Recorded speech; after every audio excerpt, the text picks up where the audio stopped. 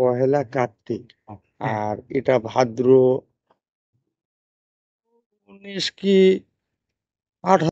দর্শক, আমি এখন বর্তমানে যে জায়গাটিতে আছি এটি হচ্ছে ফকির লালন শাহর মাজার প্রাঙ্গণ। আর কিছুদিন পরেই এই জায়গাটিতে অনুষ্ঠিত হবে লালনের স্মরণে লালন উন্নতির মেলা। ধাপ এখন যার কর্মে সে এখানে ব্যস্ত থাকে, এখন যে যা চায় সে তাই পায়। লালন মেলা বাউল দর্শন আর ভক্তির এক অনন্য মিলন মেলা, যেখানে হাজারো মানুষ গান, সাধনা আর আধ্যাত্মিক সুরে একত্রিত হয়।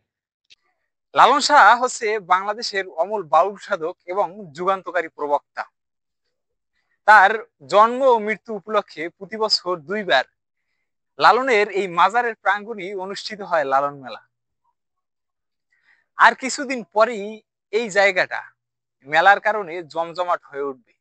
আপনারা যারা লালন মেলা দেখেছেন এর আগেও, তারা অবশ্যই জানেন মেলার আগে কিরকম জমজমাট হয় এই জায়গাটি। 2025 সালের 16ই অক্টোবর, অর্থাৎ পহেলা কার্তিক, লালনের স্মরণে অনুষ্ঠিত হবে এই লালন মেলা। যদিও লালন মেলা 3 দিন, তারপরেও মেলার 1 মাস আগ থেকে এই জায়গাটা থেকে শুরু করে আশেপাশের 1 কিলোমিটার জায়গা এমন ভাবে জাঁকজমকপূর্ণ থাকে যেন মেলা আসার আগেই মেলা অনুষ্ঠিত হচ্ছে লালনের এই মাজার প্রাঙ্গণে।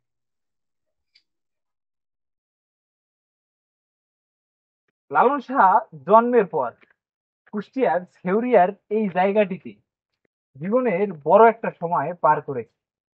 আর জীবনের শেষ সময়ও এই জায়গায় পার করেছে। তাই তাকে মৃত্যুর পরে এই ছেউরিয়ার এই জায়গায় কবরস্থ করা হয়েছে।